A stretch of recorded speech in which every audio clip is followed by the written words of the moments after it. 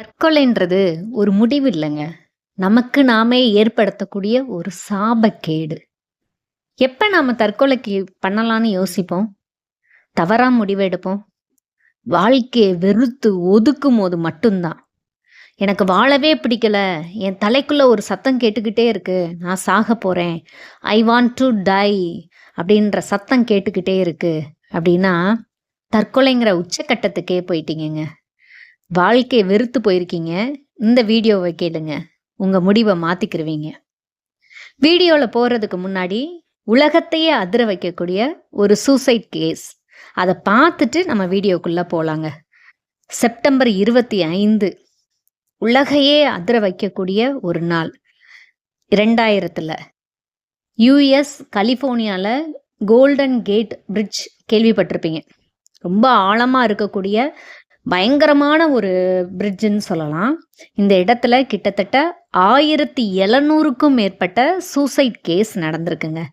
Every 2 or 3 டேஸ்க்கு suicide case நடக்குதுன்னு சொல்லுவோம். இப்போ இந்த இடத்துல கெவின் ஹன்ஸ் அவரோட 19வது வயதுல சூசைட் அட்டம் பண்றாரு. இந்த இடத்துல கோல்டன் கேட்ல மேலேருந்து விழுகிறாரு. அதிர்ஷ்டவசமா உயிர் பழச்சுறாருங்க. இவரோட மென்டல் ஹெல்த்துக்கு ட்ரீட்மெண்ட் எடுக்கிறாரு.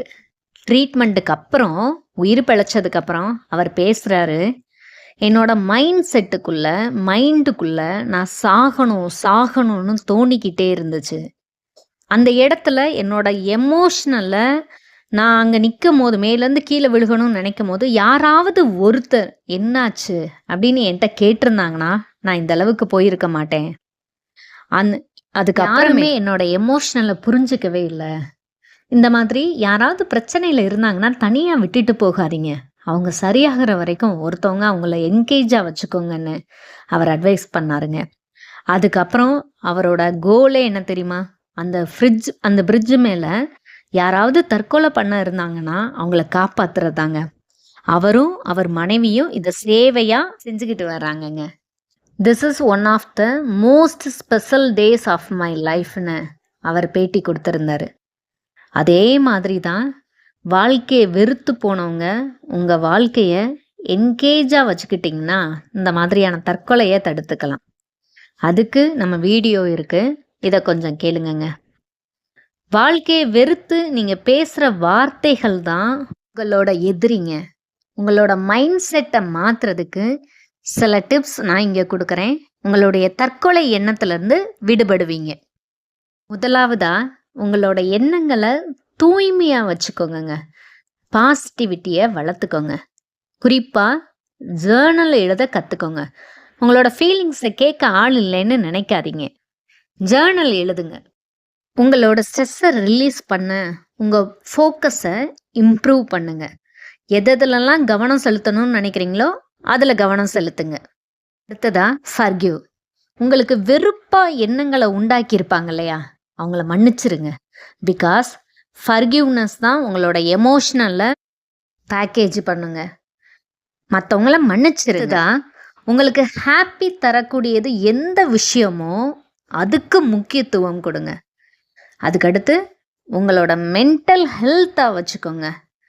ரெகுலராக உங்களுக்கு மைண்ட் ஸ்ட்ரெஸ் இல்லாமல் ஹெல்த்தாக வச்சுக்கிறதுக்கு என்னென்ன விஷயம் செய்ய முடியுமோ அது எல்லாத்தையும் செஞ்சு முடிங்க. அடுத்ததா ஃப்ளெக்சிபிலிட்டி. நீங்கள் உங்களுடைய மனசையும் உடம்பையும் ஃப்ளெக்சிபிலிட்டியாக இருக்கணுங்க. அதுக்கு நிறைய யோகா செய்யுங்க. அடுத்ததா மெடிடேஷன் பண்ணுங்க. அதுதான் உங்களுக்கு ஏற்படக்கூடிய எதிர்மறையான எண்ணங்களை எல்லாத்தையும் மாற்றுங்க. தினந்தோறும் உங்கள் வீட்டில் உங்களுக்குன்னு ஒரு சரியான இடத்த தேர்ந்தெடுத்துக்கோங்க. அமருங்க. Focus on your breath. உங்களோட ப்ரீத்தில் உங்களோட கவனம் இருக்கட்டும். இதை டெய்லி பண்ணணுங்க. சின்னதாக ஒரு 5 to 10 minutes ஆரம்பிங்க. அதுக்கப்புறம் போக போக டைமை கூட்டிக்கலாம். இப்போ அமைதியாக நீங்கள் ஃபீல் பண்ணுவீங்க. இது எல்லாத்தையும் விட இந்த வீடியோவில் உங்களுக்கு நிறைய புக்கை நான் ரெஃபர் பண்ணியிருக்கேன். இந்த புக்ஸ் எல்லாம் படிங்க. கண்டிப்பாக தற்கொலை பண்ணணுன்ற உங்களோட மைண்ட் செட் சேஞ்ச் ஆகுங்க.